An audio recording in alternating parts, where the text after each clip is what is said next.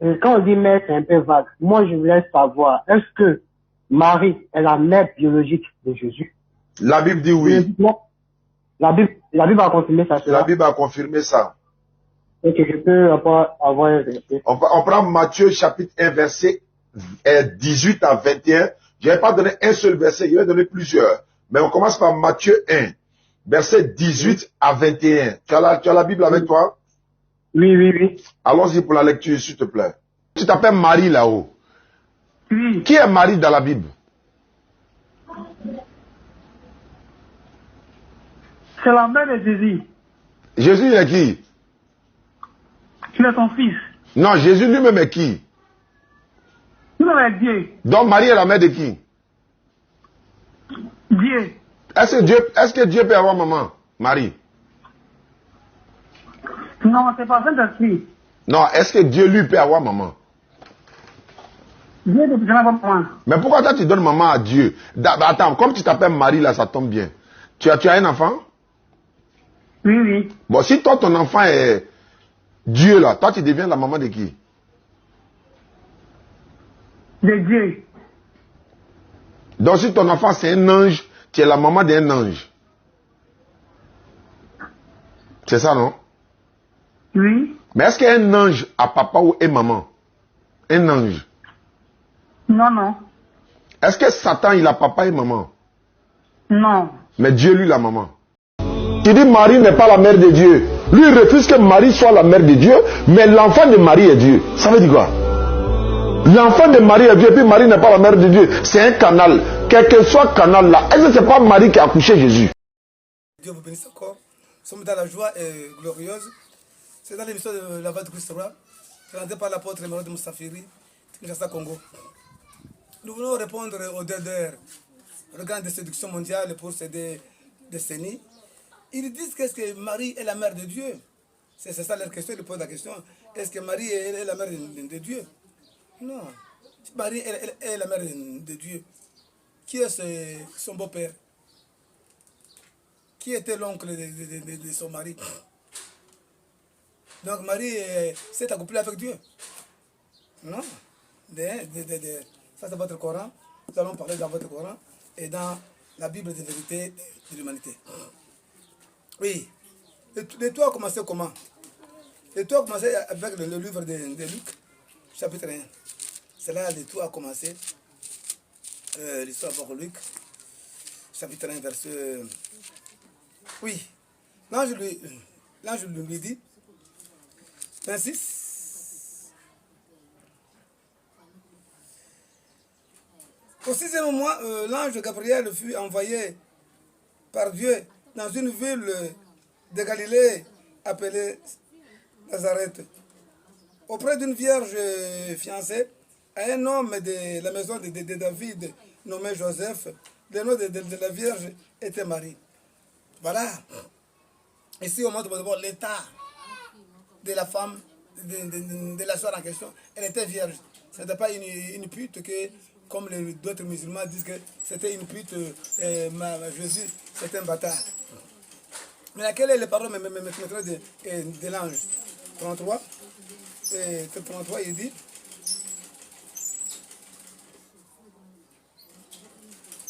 et voici, tu deviendras enceinte, et tu enfanteras un fils, et tu donneras le nom de Jésus. Il dit que tu enfanteras un fils, et le fils qui sortira de vous aura le nom de Jésus. Il sera grand, il sera appelé fils du Très-Haut. Le Seigneur Dieu lui donnera le trône de David, son père. Ok.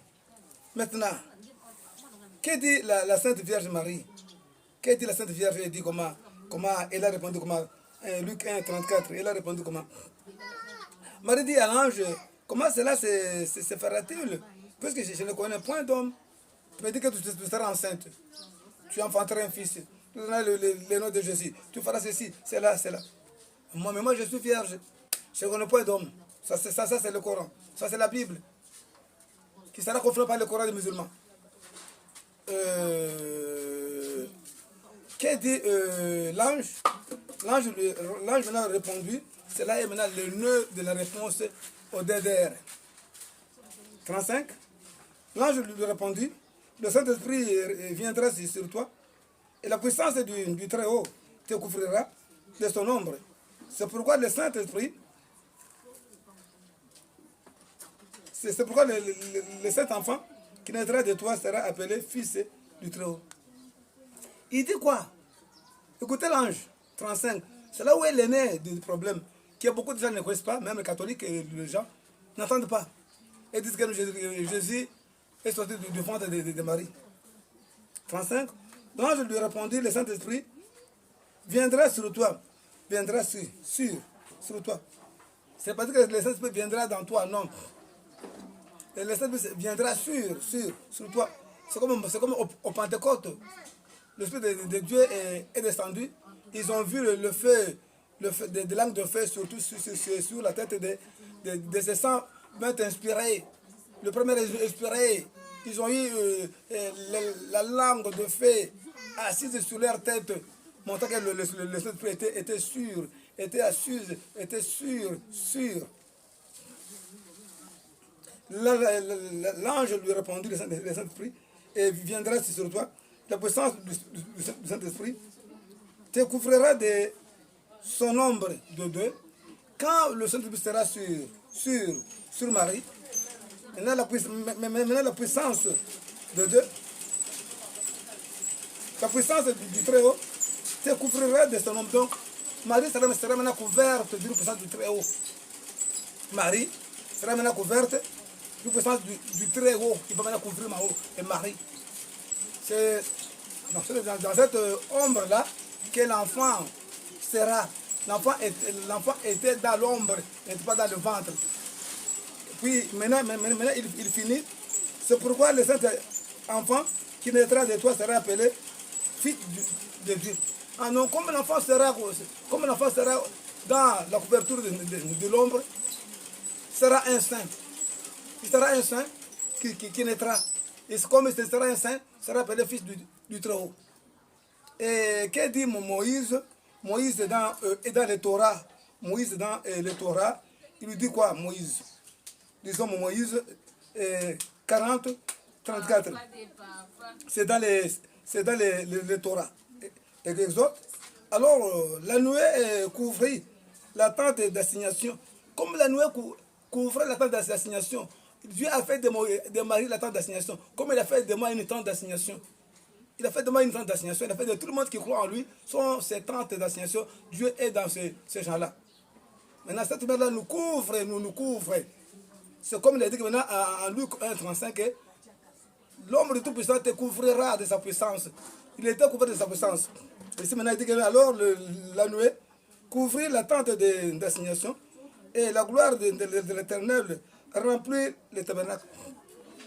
Comme c'était le cas, que la gloire de l'Éternel puisse remplir le tabernacle, qui est toi et moi. Le tabernacle, ça symbolise un homme nouveau qui est parvenu à la sainteté. C'est ça qu'on appelle le tabernacle. Le tabernacle, c'est défini comme étant un homme nouveau qui est parvenu à la sainteté. Le tabernacle est défini comme étant un homme nouveau né, parvenu au salut. Maintenant, c'est en lui que l'homme du Tout-Puissant, sa puissance maintenant, règne, réside. L'enfant n'était pas dans le ventre de Marie. Et l'enfant, Jésus n'était pas dans le ventre de Marie. Preuve en est que dans le Job, dans le livre de Job, qui est ce Job-là, Job qui signifie, qui symbolise le renoncement. Comme Job a tout renoncé au mal, il doit nous parler maintenant de la vie de Marie. Job 25, 4. Est-ce que Marie, est-ce que l'enfant Jésus était dans le ventre de Marie? Est-ce que vraiment, parce que les deux se posent la question, est-ce que Marie était la mère de Dieu? Maintenant, répondons maintenant. Job, vous avez renoncé. C'est ça votre thème. Tu as pour thème le renoncement. Comment de l'homme sortira-t-il le juste devant Dieu? Comment l'homme sera-t-il le juste devant Dieu? Comment celui qui est né de la femme serait-il pur? Comment celui qui est né de la femme serait-il pur? Oh, la Bible dit que non, Jésus-Christ était saint. Donc s'il était saint, il n'était pas sorti de la femme. De la femme, il n'écrira pas de saint, de pur. Non. Et 14, toujours même verset 14, 4. Comment d'un être souillé sortira-t-il un homme pur? Il n'en peut sortir aucun. Parce que Marie avait le sang souillé de son père et sa mère. Marie vient de l'accouplement de papa et maman, et ayant des sangs souillés. Mais si tellement si Jésus-Christ était dans le ventre de Marie, Marie allait avoir donné à Jésus le 22 chromosomes que les femmes donnent. Et que l'homme donne un fils que 23 pères chromosomes. L'ange dit que l'enfant, Marie, tu seras couvert. C'est sa puissance du Très-Haut, te couvrira. C'est là où était l'enfant. Jésus n'était pas dans le ventre de Marie. Sinon, il allait avoir le sang souillé. Et demandons aussi même dans le Coran des musulmans, est-ce que Jésus-Christ était souillé? Comment Jésus-Christ était souillé? Et comment Marie l'a mis comment? Est-ce que Jésus était souillé? Ça c'est le Coran des musulmans. Sourate Myriam. Sourate Myriam, 19 à 21. Il dit, je suis en effet un messager de ton Seigneur pour te faire un don d'un fils pur. Oh. Donc, l'ange Gabriel qui disait à Marie, maintenant le Coran se répète de mes paroles qu'il est venu dire que non, il est le messager de ton Seigneur pour te faire un don d'un fils pur. Or, il ne sortira pas d'une femme une chose pure. Nous avons vu comment Job qui renonçait à tout ça, il disait non, non, c'est impossible. Maintenant, Jésus était où? Il n'était pas dans le ventre de Marie. Donc Marie n'a pas mis au monde par la voie basse de Jésus. Jésus vient de l'ombre. Ok, et continuons. Et elle dit, comment aurais-je un fils quand aucun homme ne m'a pas touché en Waki? Donc il montre qu'il n'a pas été touché par aucun homme. Ni Joseph, son fiancé, ni les autres, les courageux n'ont pas pu le faire. Donc c'était une sainte vierge. Marie était vierge avant l'accouchement et elle est restée vierge après l'accouchement. Son appareil n'a pas été endommagé par aucun défaut. Ok. Et elle dit aucun ne m'a pas touché. Et que je ne suis pas prostituée, donc il n'a jamais été prostituée. Ça c'est le Coran qui dit, ça c'est le Coran. D'autres disent que non, Jésus était un bâtard, c'est ça le Coran. Les musulmans disent que non, c'est un fils bâtard. Mais le Coran dit que Marie répond qu'elle n'a jamais été prostituée. Oui, 21. Elle dit, ainsi sera-t-il, cela est mais facile, a dit son Seigneur. Et nous ferons de lui un signe pour les gens, une miséricorde de notre part. C'est une affaire déjà bien réglée. Donc on fera de Jésus une miséricorde. Or, ce qui est miséricorde, c'est Allah. Allah, c'est lui qui est le miséricorde. Ici, on dit qu'on marche partout dans le Coran, tous les livres du coranique, c'est par les très miséricordieux, très miséricordieux, très miséricordieux. Comme Sourate Myriam, on commence avec au nom d'Allah, le tout miséricordieux, elle est très miséricordieux. Si Allah elle est tout miséricordieux, elle est très miséricordieux. Donc on a fait de Jésus une miséricorde, c'est-à-dire qu'on a fait de lui Dieu. Donc c'est un Dieu vivant. C'est un Dieu qui ne peut pas entrer dans le ventre pour être essuyé. C'est un Dieu qui vient maintenant d'apparaître. Il n'est pas sorti par la voie basse de maman Marie. Non, c'est un Dieu. Et pour enchérir, 27, 30. Puis elle vient auprès des siens. Elle portait le bébé. Elle dit, oh Marie, tu as fait une chose monstrueuse. Oh, donc quand ils ont vu Marie venir avec l'enfant, ils disent non, c'est une chose monstrueuse. Parce qu'ils ont vu Marie passer à quelques minutes et elle revient en portant l'enfant. Ils disent non, Marie, tu as fait une chose monstrueuse. Tu es passé ici sans bébé et tu retournes maintenant avec un bébé. Ça c'est mystérieuse. Mais les chrétiens appellent la naissance miraculeuse. Mais les musulmans appellent une naissance mystérieuse parce qu'ils ont vu à l'œil nu, ils ont vu quand Marie va passer, sans bébé, mais il est retourné avec un bébé. Et puis qu'est-ce que faisait ce bébé-là? Et il fit alors un signe vers le bébé. Sœur d'Amroun, ton père n'était pas un homme de mal et ta mère n'était pas une prostituée. Elle fit alors un signe vers lui, le bébé, et il dit, comment parlons-nous à un bébé au berceau? Non, quand il est de retour, il avait déjà un berceau, Jésus était dans le berceau. Maintenant on va dire, non, ton père n'était pas un féticheur, ni un marabout. Mais comment tu viens avec un enfant comme ça, hein? Il dit non, demandez à l'enfant là où l'enfant vient. Moi, je n'ai rien à répondre. Demandez à l'enfant, demandez à Issa bin Mariam, demandez à ces dieux à qui Dieu a fait une miséricorde. Demandez à ces dieux, à lui-même de répondre. Oui. Et il fit alors un signe vers lui et lui dit, comment parlons-nous à un bébé au berceau? Mais le bébé dit, je suis vraiment le serviteur d'Allah et il m'a donné le livre et il m'a désigné prophète. Oh, bébé parlait au berceau. Notre Jésus parlait au berceau. C'est que Mohamed n'a pas fait.